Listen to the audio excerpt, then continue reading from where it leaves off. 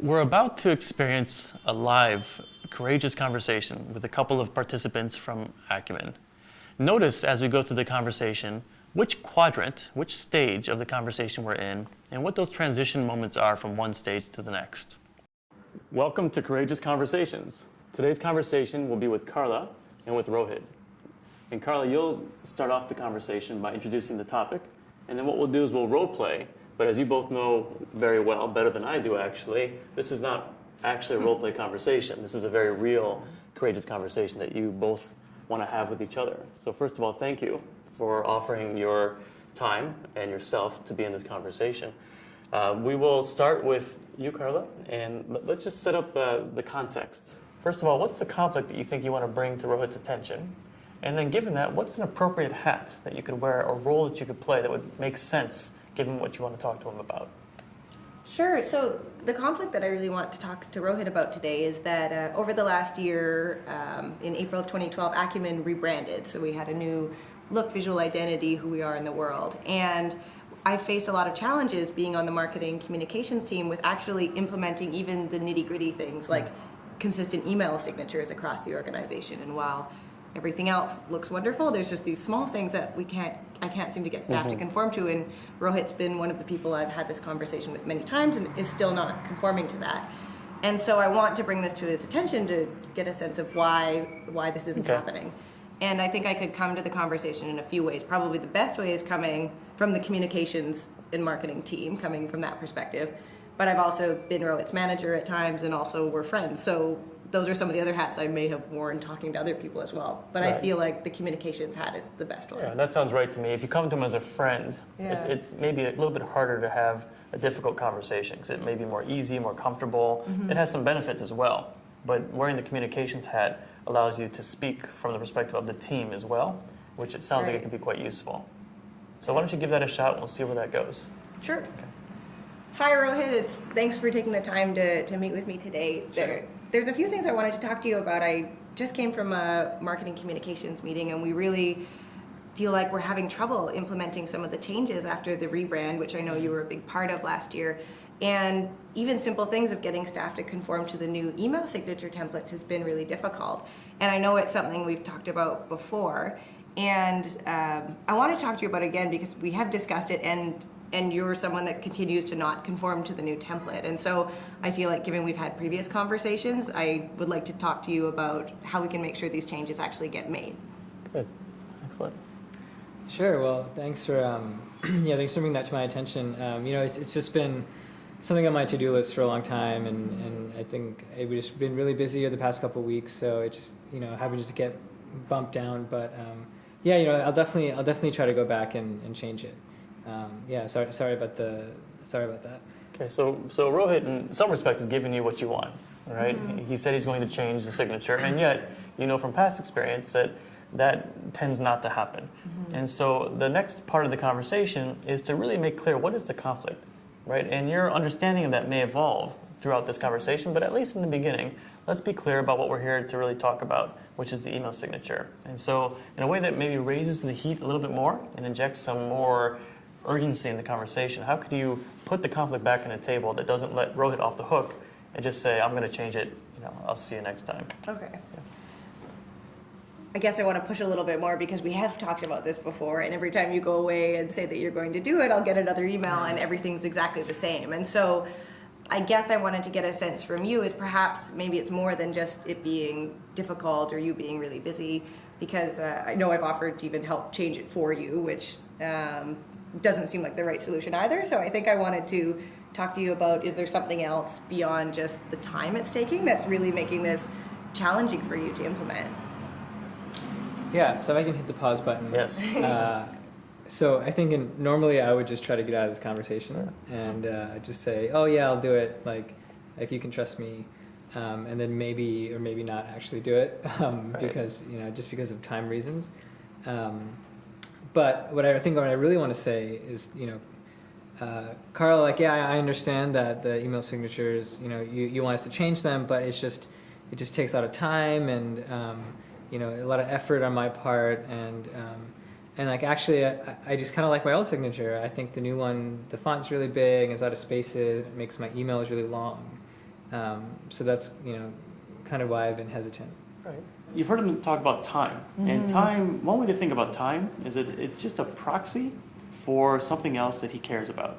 So when someone tells me I don't have enough time, I don't take that at face value. I say, okay, he is having to make some choices between what's important and maybe some competing priorities or competing commitments, or maybe even some loyalties, people that he cares about on his team or elsewhere that may be impacted. Seems silly in some respect that a signature could have that kind of implication, but it may be true if we're dealing with some kind of an adaptive issue here.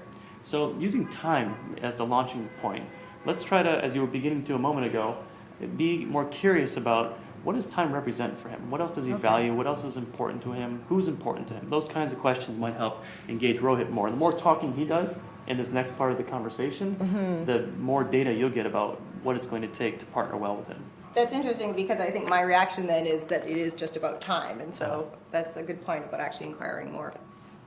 I know that you do have a lot on your plate. I know there's so much going on the impact team. Can you tell me a little bit more about what's happening for you right now on the team and what kind of competing priorities that you have? Yeah, I mean, I think our team is just spread across our different offices. We got a lot of stuff going on. It's been really busy. I've been meaning to do this. Like I said, it's on my list, but there's all this other stuff that's getting there and it's really holding my attention. So yeah, I think that's kind of why I've always been meaning to do it, but I just haven't gotten there yet. Yeah. So again, we'll hit the pause button. So what we're hearing from Rohit is that yes, he cares about the signature. It's not that he doesn't think it's important at all. It's just number 17 on a list of more things. And the research would show that people only act on their top 3 to 5 priorities, not number 17. So part of the work here, as you're beginning to do, is to help understand and even help Rohit understand what are those top priorities that may have to be subsumed or somehow put aside for the moment in order to make this more a priority, because for you and for the firm, for Acumen, it is a priority, right? So it seems like we have to have some more questions to understand and help Rohit understand what are the priorities he's actually acting on if this is not the one that's at the top of the list. Got it. You're right. I know how busy you are and how many things that you guys are working on right now. What is top of mind on the impact team? I mean, it sounds like there's some big things on your plate right now. What really is pretty heavy for you right now? Yeah, I guess we had this big annual report coming up, which is taking up a lot of our time, and my team's really focused on that. And I guess the other thing is no one else in my team has really changed their signatures either. I feel like if I suddenly change my signature, it's going to look different from the team. People may get confused, so maybe there's different teams going on here. Or there's different people involved. I think that's sort of what our team's thinking about and where we're going. Well, that's interesting feedback to hear because that's actually why I feel like this is such an important issue, is because everyone, it's something that seems so simple, but what we've been getting feedback from partners and from even some of our interns who've been looking at our work, that things look inconsistent. And so part of what I'm trying to think through is how internally can we make sure that our presence externally actually looks consistent, because it does. We put, as you know, so much effort into the rebranding, and now we're feeling like things aren't consistent, and so it makes us wonder, well, is the team really bought into this? Is there something we can do to make things easier? But from the feedback that we have, people are noticing, and so it's good to hear that.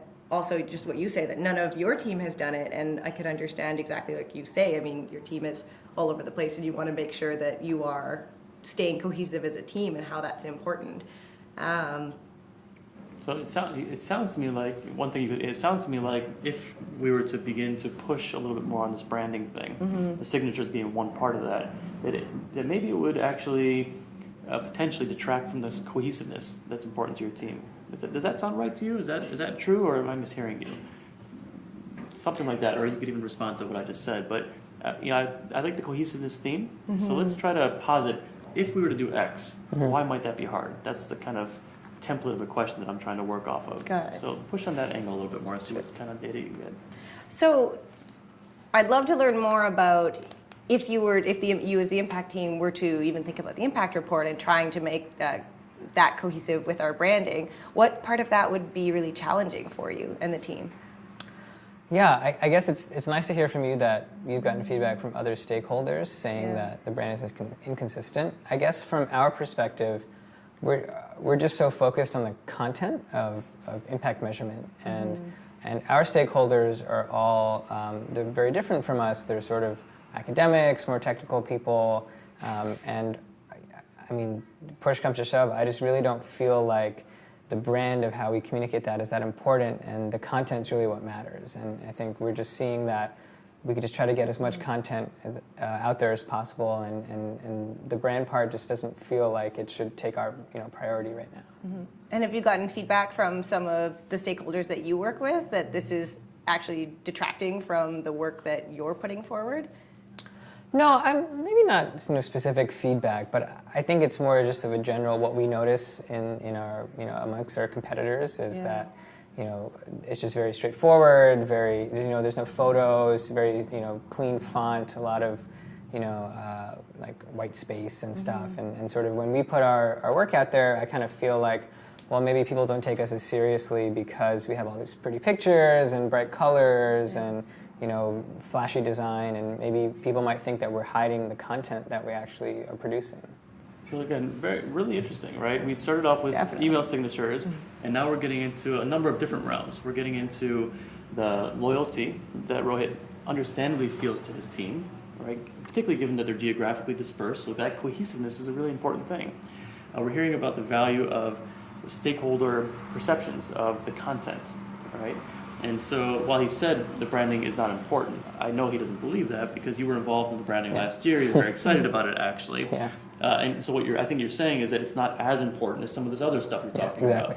And so the challenge for us at Acumen, for you to try to move this issue forward, is how do we make branding more important than it is currently? Because we know that it is actually as well. That emotional impact people have to the images and the beauty of it is also really important.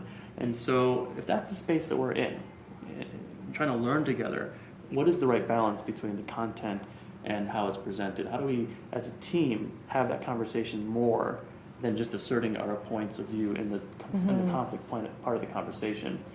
What would be a small ask even that would help us begin to create a space to have that conversation together? Something you could do together perhaps in the next few weeks even. It sounds like impact reports, or this impact report might be one way to begin to move that forward. So if that's true, maybe you can lean in that direction and see where it takes you. Sure. That's such important feedback. It's interesting. As we were doing the rebrand, we really were focused on a number of different stakeholders, but now understanding who your stakeholders are, that's really different. So we've always relied on, like we said, the images and the compelling pictures to really connect people with our work, but never considering that may actually make it seem like there's not that depth there in terms of the actual insights and ideas that we're generating. And so I think we definitely should think of some way to partner on something we could do together to actually find that common balance between what other stakeholders are presenting forward and then also our brand. And you just mentioned the impact report, and I know this is something we'd thought about working together on. And so we could make that something we partner on to then consider each team's different needs and how we can really combine those two to create the outcome that we both want. Yeah. So maybe what I can do is I can try to talk to my team and sort of try to convey some of our conversation to them of why this is important and how it can help us in our work. Yeah, I mean, maybe it might be helpful if you could give me some like talking points or something that I could help talk to them to sort of get them on board. Do you feel like that would be easy for you to do, to bring this forward to the team? Because if there's any challenges or you feel like it might be easier to have me there, I mean, that's certainly something I'm comfortable speaking to, and then also give me good insight into, again, what more of your team is thinking about. What would you think about that? Yeah, that would probably be a lot easier considering I'm not on the branding team. Yeah. And I think it would be interesting. We've never done something like that before of having someone from marketing sit in on the meeting, but I think that could be a great way to try and try to see if we can come to a solution. Yeah. No, it sounds great. And again, I'm not on the impact team, so this would be really insightful for me, just like the things that we're talking about right now, to get a sense of what are your top priorities and how can we support each other to achieve both of our goals. So again, we'll hit the pause button, and what makes an adaptive ask adaptive is that oftentimes there is some learning, which we just talked about, but there's also some loss, that you may have to give something up or put something at risk. It could be a value, it could be a loyalty, it could be something else. And so I just want to reflect as a way to begin to close this conversation. It seems like you've gotten to a point where there's an action step on the table, that you'll be at a meeting and there's some opportunity to partner in the co-authoring of this report that may be different than what you would have done otherwise. From your point of view, Rohit, assuming that you're okay with that, what might be at risk for you? What might a loss be that you're concerned about that we haven't talked about as explicitly? Yeah, I mean, I think the first thing that comes to mind is just my own team taking me less seriously because I'm talking to them about branding and imaging and sort of packaging the message instead of actually helping generate content. And I know that's where their head is really focused on that right now. Of course it is, right? Yeah. That's what they're paid to do. That's what they're skilled at doing. That's what they're expected to do, right? And so it's understandable that they would value anything or value less anything that wasn't that, right? It's not that they value you less. It's just the point of view that you might be asking them to consider, right, even if it's something they should be considering, right? So that's a real loss, right? Not being taken seriously. No one wants to feel that in a professional setting. And so it's good to know that, right? And know how you can pace some of the ask with Rohit. But likewise for you, I'm assuming that there's something that you might be putting at risk by coming back to your team and saying, listen, we need to be more impact focused, or we need to be wearing our impact hat more than our marketing or communications hat. Is that right, or is there something else that you're concerned about going back to your team? Well, I think the concern is that we're going to have to think about how to do some of our branding differently, and actually have to change the way that we've said we're going to portray ourselves in different ways. And so I think that perhaps we haven't considered all the stakeholders that we might have needed to from the get-go. But I think it's exciting because we can think about how can we apply our brand in this new context. And I think we can still maintain brand, but it may look different than it did before. So we'd be giving that up, but gaining something new. Absolutely. And so, again, adaptive work is creative work. It's about creating new possibilities, generating new options. And so that's what you're beginning to give some voice to. But there's still some hard work to do. And so it's important for Rohit to know that in some ways Carla has to go back to her team and say, guess what? That branding work that we did for the last how many months? It's about a year. A year. It's not done yet. Yeah. Actually, we have a little bit more we need to do. Some more stakeholders to consider. Some more fonts to change. Some more colors to. So that's going to be a hard message for her. And so that your ability to partner well and not do what often happens in conversations is nod our heads and go back and do what we always do will depend in large part on your ability to help each other in the spaces you just talked about, the loss and the learning. Yeah, and hearing that from Carla makes me feel a lot better because if I know she's going back to her team, then I also feel a little bit of pressure to go back to my team and sort of communicate that back. So it's also, sort of makes me more accountable to understand that, what she's going to do and the loss that she's going to give up. Good. Excellent.